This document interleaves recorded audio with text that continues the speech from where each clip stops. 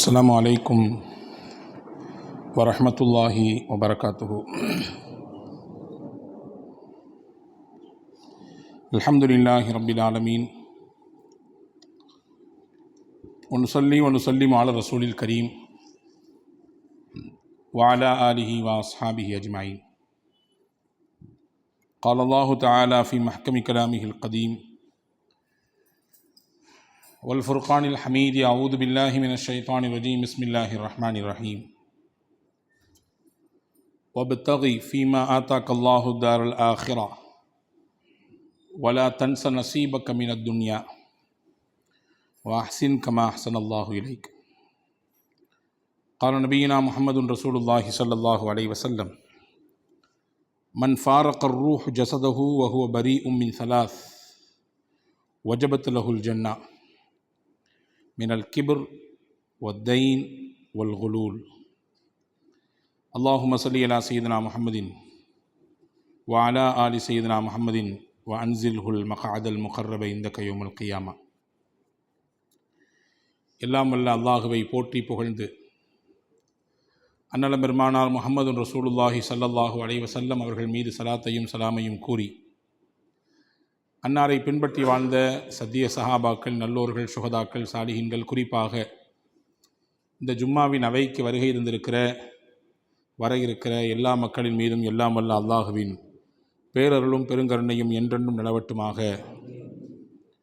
வல்ல ரஹ்மான் அல்லாஹ் நம்முடைய பாவங்களை, தவறுகளை மன்னித்து நமக்கு கண்ணியமான வாழ்வை தருவானாக. வாழும் காலம் வரை ஆரோக்கியத்துடன் கூடிய மருத்துவமனையின் பிக்கல் பிடுங்கல் இல்லாத வாழ்வை நமக்கும் நம் குடும்பத்திற்கும் அல்லாஹ் நசீபாக்குவானாக. அல்லாஹுவின் ஆலயமாம் காபாவையும் அன்னலம் பெருமானார் ஸல்லல்லாஹு அலைஹி வஸல்லம் அன்னவர்கள் துயில் கொள்ளக்கூடிய புனிதமான ரவுதாவையும் புனித பைத்துல் முகத்தஸையும் மீண்டும் மீண்டும் ஹஜ்ஜி உம்ரா ஜியாரா செய்திட நம் எல்லோருக்கும் அல்லாஹ் வாய்ப்பை தருவானாக. உலகை விட்டு மூச்சு அடங்கும் நேரம் லா இலாஹ இல்லல்லாஹ் முஹம்மது ரசூலுல்லாஹ் என்ற கலிமாவை மனதாரச் சொல்லி நமக்கான சொர்க்கத்தின் இடத்தை இங்கிருந்தே பார்த்த வண்ணம் நம் கண்கள் மூடுவதற்கும் நம் கல்பு விரிவடைவதற்கும் அல்லாஹ் தௌஃபீக் செய்வானாக. நாளை ஜன்னத்துல் ஃபிர்தௌஸ் என்ற சொர்க்கத்திலே கண்மணி நாயகம் ஸல்லல்லாஹு அலைஹி வஸல்லம் அவர்களின் தலைமையின் கீழே நம்மையும் நம்மை பெற்றவர்கள், நமக்கு கல்வி தந்து உலகத்தை காட்டிய உஸ்தாதுமார்கள், நம்முடைய முன்னேற்றத்துக்கு காரணமான அத்துணை மக்களையும் அல்லாஹ் ஜன்னத்துல் ஃபிர்தௌஸிலே ஒன்றிணைப்பானாக. ஆமீன் யா ரப்பல் ஆலமீன். கண்ணியத்திற்கும் மிகுந்த மரியாதைக்கும் உரிய பெரியோர்களே, பாசத்திற்குரிய மூமின்களே, நபிகளார் ஸல்லல்லாஹு அலைஹி வஸல்லம் அன்னவர்கள் நமக்கு எத்தனையோ பல வாழ்க்கைக்கான வழிகாட்டுதலை தந்திருக்கிறார்கள். சொல்லப்போனால் நம் வாழ்க்கையின் மூல ஆதாரம் முத்து நபி ஸல்லல்லாஹு அலைஹி வஸல்லம் அன்னவர்கள்தான். அவர்களைத்தான் நாம் நம்முடைய முன்மாதிரியாக எடுத்திருக்கிறோம். அவர்கள்தான் இந்த உலகத்திலும் சரி, நாளை மறுமையிலும் சரி, நம் கைபிடித்து நம்மை கரை சேர்க்கக்கூடியவர்கள் என்று நாம் நம்பியிருக்கிறோம்.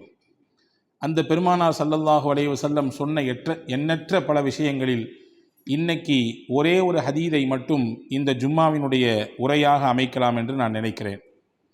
அன்புக்குரியவர்களே, மனிதன் வாழ்க்கையில் முன்னேற துடிக்கிறான்.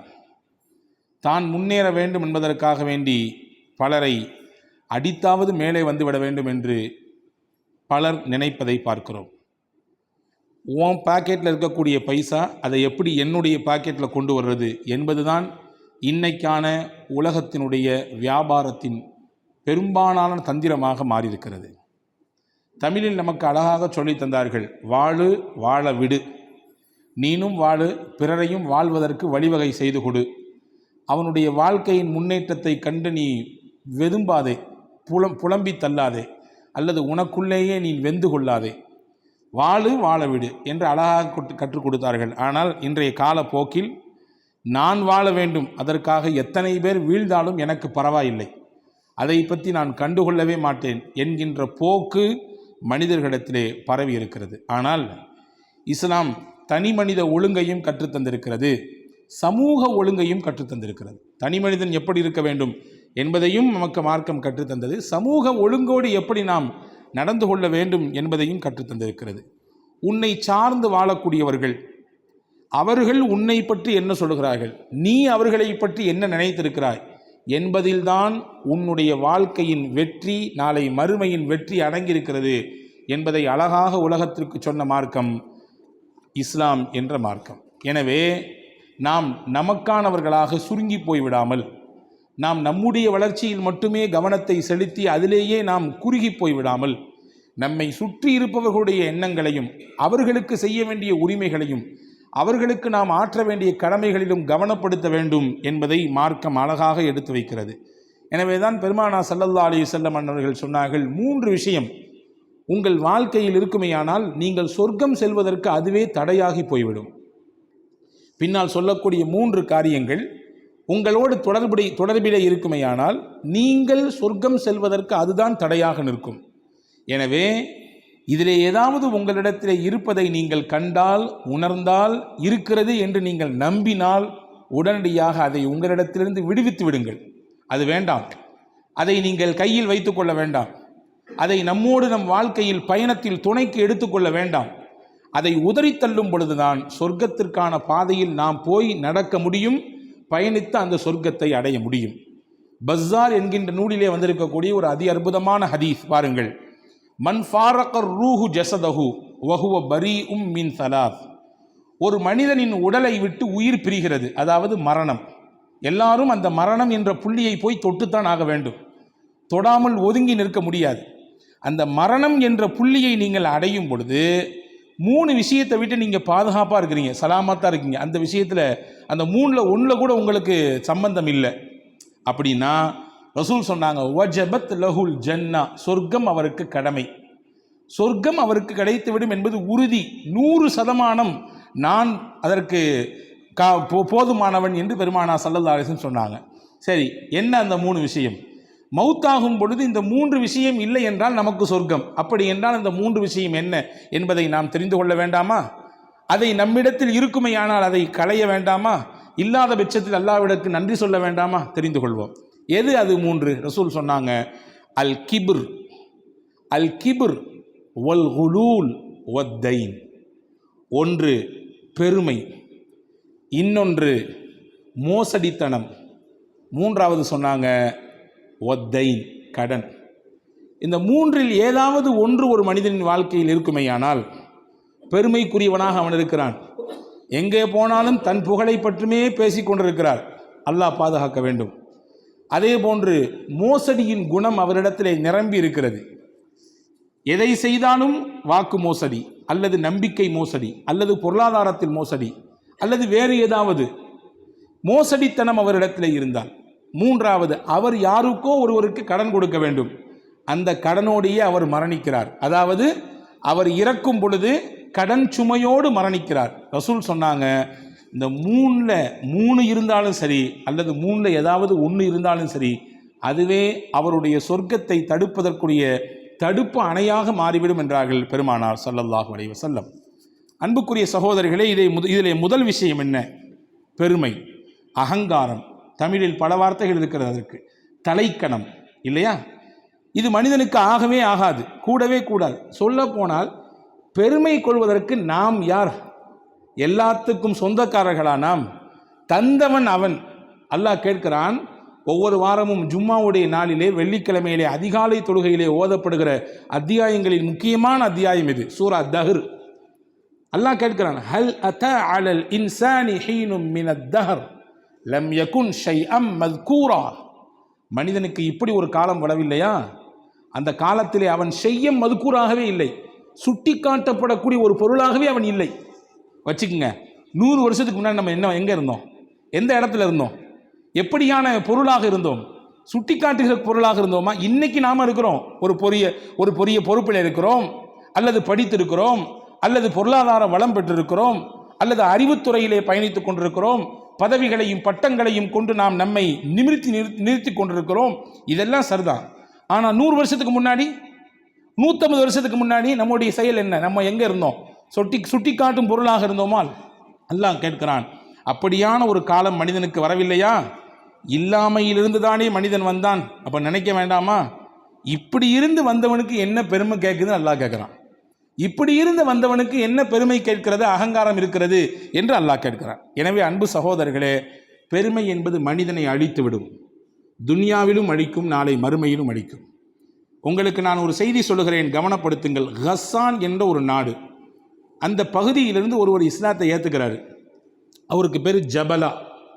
இஸ்லாத்தை ஏற்றுக்கொண்ட உடனே, இது உமர் ரலியல்லாஹுடைய காலம், எல்லாத்துக்கும் சந்தோஷம். ஒரு குறுநில மன்னர் இஸ்லாத்தை ஏற்றுக்கிட்டாரு, மதீனாவுக்கு வர்றாரு.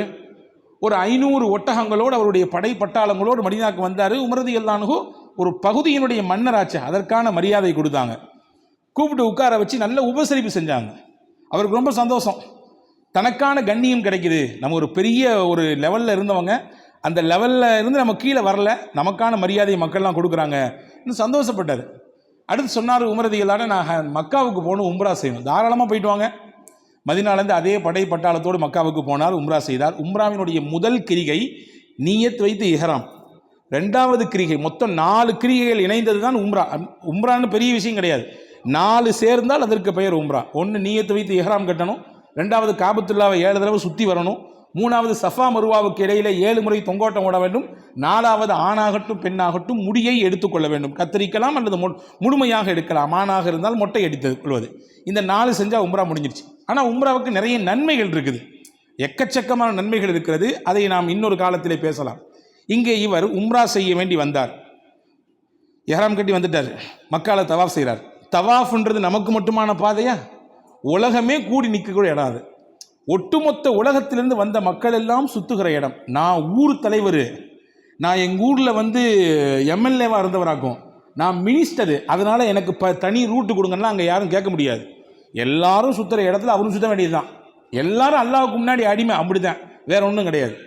இவர் சுற்றிக்கிட்டே இருந்தாரல்ல, அங்கே ஒரு சராசரி ஒரு ஏழ்மையான மனிதர், ஒரு பாமரர், அவர் சுற்றும் பொழுது பக்கத்தில் வந்தவர் அவர் அணிந்திருந்த ஒரு பெரிய ஆடையை மிதித்து விட்டார். இவருக்கு கோபம் வந்துச்சு, நான் ஒரு நாட்டினுடைய ஒரு பகுதியினுடைய மன்னர், நான் போட்டிருக்கக்கூடிய இந்த ட்ரெஸ்ஸை நீ மிதிக்கிறதா அப்படின்னு சொல்லி ஓங்கி ஒரு அறை விட்டார். அடித்ததிலே பல்லும் உடைந்து விட்டது, மூக்குலையும் காயம் ஏற்பட்டு போச்சு.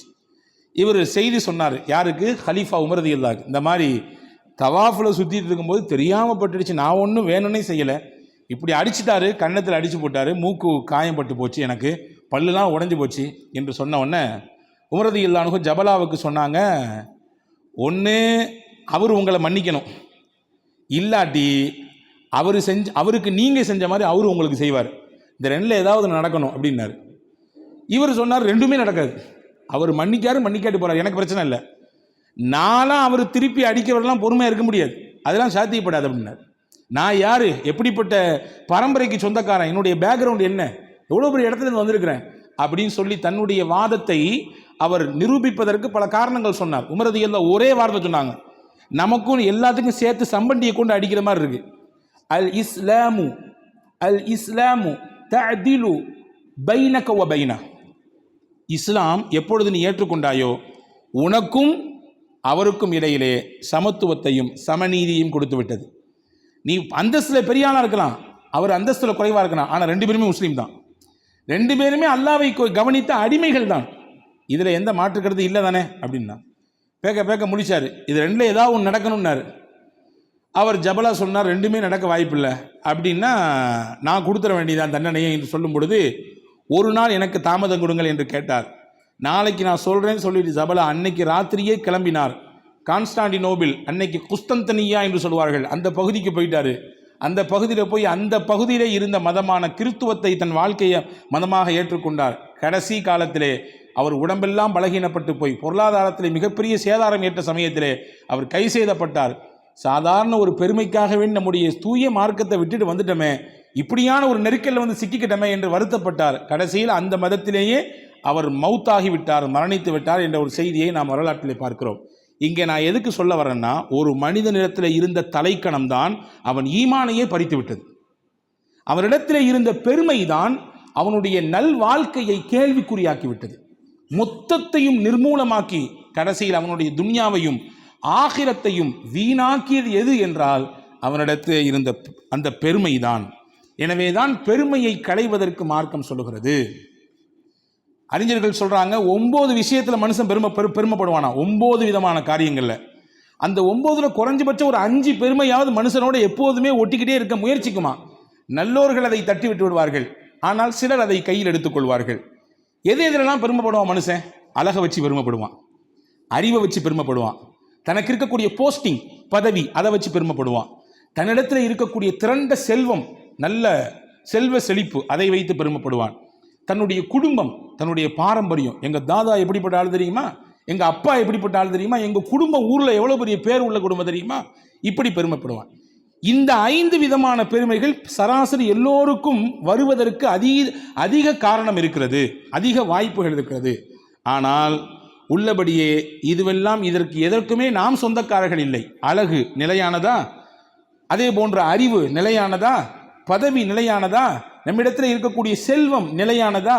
செல்வத்திற்கு செல்வன் பேரை வச்ச காரணமே இன்னைக்கு நம்மள்கிட்ட இருக்கும், நாளைக்கு சென்று வேற யார்கிட்டையாவது இருக்கும். இன்னைக்கு நான் ஊரில் பெரிய ஆளாக இருப்பேன், நாளைக்கு என் குடும்பம் பின்னாடி நிற்கும், அது அடிச்சு மேலே இன்னொரு குடும்பம் நிற்கும் இல்லையா? இதுதான் யதார்த்தம். அதே மாதிரி குடும்ப பாரம்பரியம் என்பது அதுவும் நிலையானது கிடையாது. அழகை வைத்து ஒருவர் பெருமை கொள்ளவே முடியாது. இன்னைக்கு கால சூழலிலே அழகு என்பது சந்தை பொருளாக மாற்றப்பட்டிருக்கிறது. அதை வைத்து எப்படி சம்பாதிக்கலாம் என்கின்ற போக்கு அதிகரித்திருக்கிறது.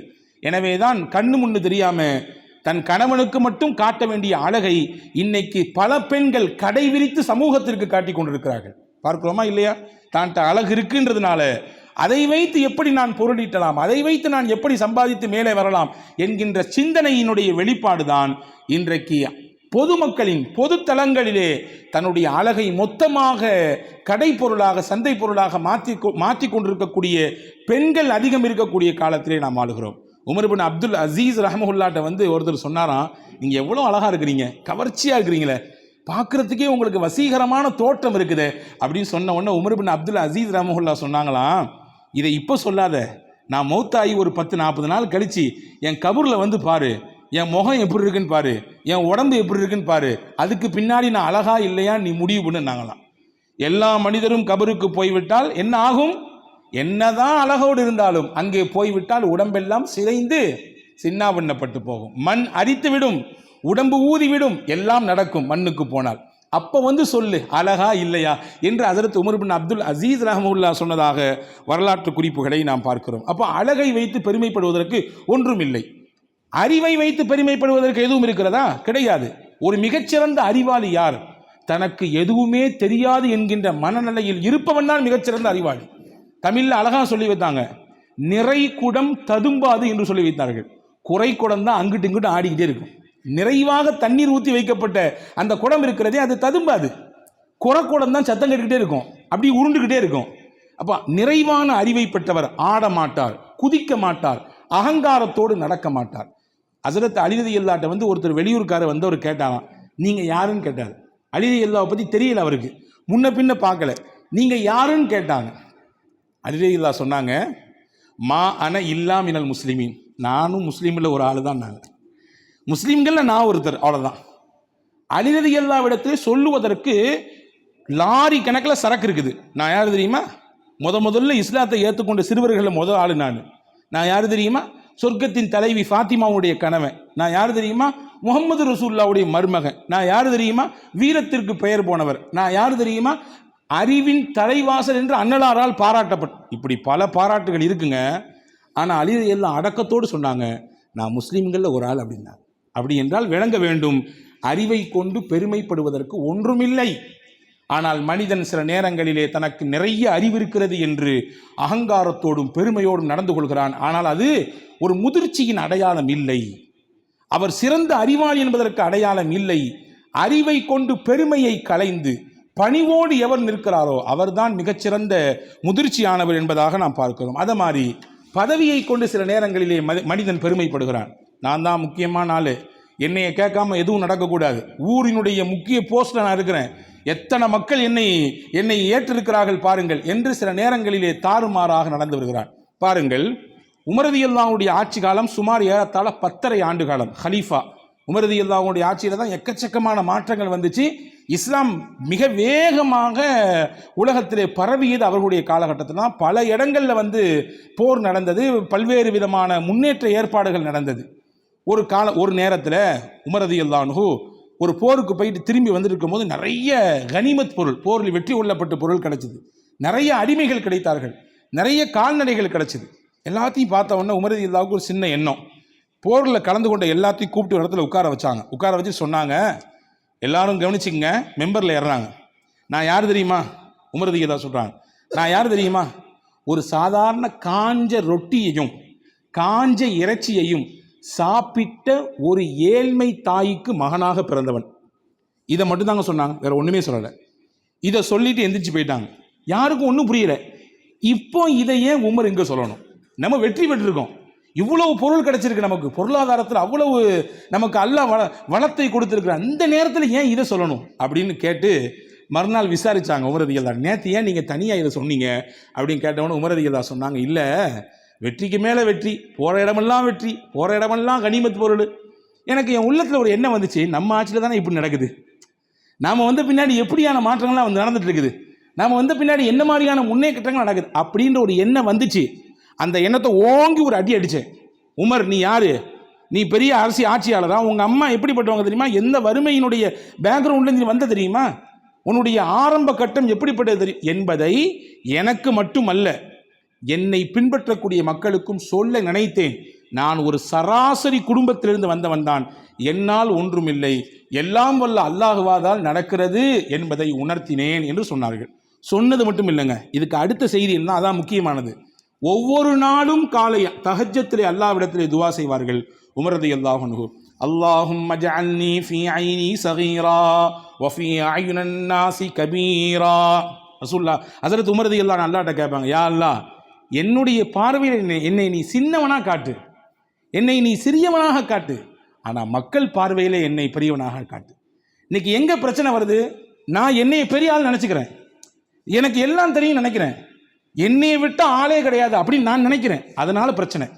எப்போ என்கிட்ட ஒன்றும் இல்லை என்று நான் விளங்கி விட்டேனோ, அல்லாஹ் மக்களின் உள்ளங்களிலே என்னை பற்றி உண்டான உயர்வான எண்ணத்தை போட்டு விடுவான். எனவே தான் உமர் ரலியல்லாஹு கேட்டாங்க, யா அல்லாஹ், என்னுடைய பார்வையில் என்னை சின்ன ஆளாக காட்டு, மக்களுடைய பார்வையில் என்னை பெரிய ஆளாக காட்டு, என் பார்வையில் எனக்கு சிறியவராக என்னை காட்டு, மக்கள் பார்வையில் எனக்கு கண்ணியத்தை கொடு என்று செய்தனா உமர் ரலியல்லாஹு அன்ஹு கேட்டதாக வரலாற்று குறிப்புகள் இருக்கிறது. எனவே இப்படி பணம், அதாவது அறிவு, அழகு, பதவி, குடும்ப பாரம்பரியம், இருக்கக்கூடிய செல்வம், இதையெல்லாம் வைத்து மனிதனுக்கு பெருமை வந்துவிடும். ஆனால் அதை வராமல் தடுக்க வேண்டிய பொறுப்பும் கடமையும் ஒவ்வொரு முஸ்லிமுக்கும் இருக்கிறது. எங்கிருந்து ஷைத்தான் வெளியே வந்தான்? இப்லீஸ் சொர்க்கத்திலிருந்து வெளியே வருவதற்கு என்ன காரணம்? எல்லாத்துக்கும் தெரியும். அவன்கிட்ட இருந்த தலக்கணம் தான், அவன்கிட்ட இருந்த பெருமை தான், அவன்கிட்ட இருந்த அகங்காரம் தான், நான் என்கின்ற அந்த திமிரு தான் அவனை சொர்க்கத்திலிருந்து வெளியேற்றியது என்பது மட்டுமல்ல, மலக்குகளுக்கெல்லாம் பாடம் நடத்தி கொண்டிருந்த ஆசிரியர் என்கின்ற மகத்தான பணியில் இருந்த அவனை லஈன், சபிக்கப்பட்டவன் என்கின்ற இடத்திற்கு கொண்டு வந்து நிறுத்தியது. எனவே எந்த கட்டத்திலும் நம்மிடத்தில் இருக்கக்கூடிய விஷயத்தை கொண்டு நாம் பெருமைப்படுவதற்கு எந்த தகுதியும் இல்லை. 2, ஹுலூல், மோசடி வந்துவிடக்கூடாது. எந்த காலகட்டத்திலும் மனிதனுக்கு மோசடி வரக்கூடாது. ரசூலுல்லாஹ் சொன்னார்கள், லா யகில்லு அஹதுக்கும் ஹீன யகில்லு வஹுவ முஃமினுன். ஒரு மனிதன் மூமினாக இருந்து கொண்டு மோசடி செய்ய மாட்டான். ஒரு மனிதன் மூமினாக இருந்தால், இறை நம்பிக்கை மிக்கவராக இருந்தால், அவருடைய வாழ்க்கையில் மோசடி வராது. வார்த்தையில் மோசடி இருக்காது, வாழ்க்கையில் மோசடி இருக்காது, கொடுக்கல் வாங்கல மோசடி இருக்காது, முன்ன பின்ன எதிலையும் மோசடி இருக்காது. காரணம், அவர் மூமின் என்பதற்கு அது அடையாளம் என்றார்கள் முத்து நபி ஸல்லல்லாஹு அலைஹி வஸல்லம். உமர் ரலியல்லாஹுடைய காலத்தில் நிறைய கனிமத் பொருள் வந்து மதீனாவுக்கு வருமாமா. அப்படி ஒரு நாள் ஒரு பகுதியிலேருந்து நிறைய வந்து கொட்டி குமிச்சு வைக்கப்பட்டிருக்குது வெளியில் வராண்டால. அந்த குமித்து வைக்கப்பட்ட அந்த பொருளிலிருந்து ஒரே ஒரு சின்ன குண்டுமணி, கடுகளவு ஒரு தங்கம் அப்படியே உருண்டு ஓடிச்சான். உமர் ரலியல்லாஹுக்கு ஆச்சரியம், இந்த தங்க குண்டுமணி சின்னோண்டு கடுகளவு, இதை கூட எடுத்துக்கணும்னு யாருக்கும் விருப்பம் இல்லை, எல்லாத்தையும் கொண்டு வந்து அரசாங்கத்தில் சேர்த்துட்டாங்களே, எவ்வளவு மகத்தான என்னுடைய மக்கள் என்று மக்களை புகழ்ந்து உமர் ரலியல்லாஹு பேசும் பொழுது பக்கத்திலிருந்து அலி ரலியல்லாஹு சொன்னாங்களாம், உமரே, நீங்கள் நியாயவான், நீங்கள் நேர்மையானர், நீங்கள் மோசடிக்கு அப்பாற்பட்டவர், எனவே உங்களுக்கு கீழே இருக்கக்கூடிய மக்களையும் அல்லாஹ் அப்படி தந்துட்டான். நீங்க எப்படியும் அப்படிதான் உங்க மக்கள். நீங்க எவ்வளவு சுறுசுறுப்பாக இருக்கீங்களோ, நீங்க எவ்வளவு தூய்மையா இருக்கிறீங்களோ, நீங்க எந்த அளவுக்கு பரிசுத்தமாக இருக்கிறீங்களோ, உங்களுக்கு கீழே அந்த மாதிரி மக்களை கொண்டு வந்து சேர்ப்பான். நீங்க எவ்வளவு இஹ்லாஸா இருக்கிறீங்களோ அந்த மாதிரி இஹ்லாஸான மக்கள் அல்லாஹ் கொண்டு சேர்ப்பான். அதில் ஏதாவது குறை இருந்துச்சுன்னா மக்கள்கிட்டையும் குறைகள் இருக்கும் என்று செய்தனா அலி ரலியல்லாஹு அன்ஹு சொன்னதாக வரலாற்று குறிப்பை பார்க்கிறோம். ஹைபர் யுத்தம் நடந்து முடிஞ்சிருக்குங்க. யுத்தத்தில் பல முஸ்லீம்கள் இறந்து போயிட்டாங்க, ஷஹீத் ஆயிட்டாங்க. ஒரு சஹாபி ஓடி ஓடி வர்றாரு, களத்தை ஃபுல்லாக சுற்றி வர்றாரு. ஒருத்தருடைய உடலை பார்த்து சொன்னார், ஹாதா ஃபுலானும் ஷஹீதுன், இவர் இறந்துட்டார், ஷஹீத் ஆயிட்டார். அடுத்து ஒரு பாடியை வந்து பார்த்தாரு, இவரும் ஷஹீத் ஆயிட்டார். இப்படி சொல்லிக்கிட்டே போகும்போது ஒரு பாடியை பார்த்து கடந்து இவர் ஷஹீதுன்னு சொன்னாரா? ரசூலுல்லாஹ் சொன்னாங்க, கல்லா, இவர் ஷஹீத் இல்லை. இன்னி ராய்துஹு ஃபின்னார், இவரை நரகத்தில் இருப்பதாக நான் கண்டேன். எனக்கு அல்லாஹ் சொல்லி கொடுத்து விட்டான். இவர் நரகவாதி என்பதை அல்லாஹ் எனக்கு சொல்லி கொடுத்து விட்டான் என்று சொல்லிட்டு சொன்னாங்க. காரணம் என்ன தெரியுமா? ஃபி புர்தத்தின் கல்லஹ, போரில் கிடைத்த பொது சொத்தில் ஒரே ஒரு போர்வை தனக்காக வேண்டும் என்று எடுத்துக்கொண்டார். அவ்வளவுதான். அந்த ஒரு போர்வை இவருடைய ஷஹீதுடைய அந்தஸ்தியை தூக்கிடுச்சு. நாங்கள் சொல்லாசன், அல்லாவின் பாதையில் உயிர் கொடுத்தல் என்பது எவ்வளவு பாக்கியமானது. அது ரசூலுல்லாஹ் காலத்தில் போரில் கலந்து ஒரு போர்வை பொது சொத்திலிருந்து எடுத்து தனக்கு வச்சுக்கிட்டாரு, தனக்கு வேணும் என்று ஒதுக்கி கொண்டார். இந்த மோசடி அவரை ஷஹாதத் என்கின்ற அந்தஸ்திலிருந்து தூக்கிவிட்டு நின்றார்கள் பெருமானார் ஸல்லல்லாஹு அலைஹி வஸல்லம். அப்போ அன்புக்குரிய சகோதரர்களே, எந்த காலகட்டத்திலும் மோசடி நம்முடைய நாம் செய்யும் வியாபாரத்தில், நாம் செய்யக்கூடிய கொடுக்கல் வாங்கலில், நாம் கொடுக்கக்கூடிய வாக்கில், நம்முடைய குடும்ப விஷயத்தில், நம்முடைய கற்பின் விஷயத்தில் கவனிக்க வேண்டும். நம்முடைய கற்பின் விஷயத்தில் ஒரு காலமும் மோசடி நடந்துவிடவே கூடாது. அப்படி நடக்குமையானால் அதுவே நாம் சொர்க்கத்தை விட்டு தடுப்பதற்கான காரணமாக மாறிவிடும். 2. மூணாவது ரசூல் சொன்னாங்க, சொர்க்கத்தை விட்டும் தடுக்கும் காரியங்களிலே மூணாவது கடன் என்றார்கள் பெருமானார் ஸல்லல்லாஹு அலைஹி வஸல்லம். கடன் இருக்குத வாங்குறதுக்கு ரொம்ப சந்தோஷமா இருக்கும், அடைக்கும் பொழுதும் அதனுடைய வலியும் வேதனையும் தரும். இதை வாங்கி யூஸ் பண்ணுறதுக்கு ரொம்ப சந்தோஷமா இருக்கும், நல்ல மகிழ்ச்சியாக இருக்கும். ஆனால் அதை திருப்பி அடைக்கும் பொழுது அந்த உணர்வு, அந்த எண்ணம், அடைத்து விட வேண்டும் என்கின்ற தீராத ஆசை இருக்குமையானால் அல்லாஹ் அடைப்பதற்குரிய வழியை செய்வான். 3 விஷயம் மட்டும் சொல்கிறேன். கடன் வாங்கக்கூடிய மக்கள் அல்லது வாங்கி இருப்பவர்கள், சரி கொஞ்சம் பிஸ்னஸ் கடன் வாங்கலாம் என்று யோசித்து கொண்டு போகலாம். இந்த 3 மட்டும் கவனத்தை வச்சுக்கணும். மொதல் விஷயம் என்ன? ஒருவர் கடனோடு மரணித்தால் ரசூலுல்லாஹ் அந்த மரணத்திற்கு ஜனாசா தொலை வைக்க மாட்டேன்னாங்க. ஏன்னா அல்லாவின் அருளை விட்டு தூரமானவர் அவர். கடனோடு மரணிக்கிறார், அவனுக்கு நான் தொலை வைக்க முடியாது. சல்லு அலா சாஹிபுக்கும், நீங்களே அவருக்கு தொழுகை நடத்தி கொள்ளுங்கள், நான் பின்வாங்கி விடுகிறேன் என்று பெருமானார் ஸல்லல்லாஹு அலைஹி வஸல்லம் சொன்னாங்க. 1. 2வது, கடன் வாங்கியவர்கள், கடனாளிகள் கவனிக்க வேண்டிய விஷயம். ஒருவர் அல்லாவின் பாதையிலே ஷஹீதாகிறார், போர்க்களத்திற்கு போனார், வீரதீரமாக போரிட்டார், கடைசியிலே அவருடைய உயிர் பிரிய போகிறது. அடிபட்டு வெட்டுப்பட்டு ரத்தம் ஒரே ஒரு சொட்டு பூமியை வந்து சந்திக்க போகிறது. சந்தித்து விட்டது வச்சுங்களேன்.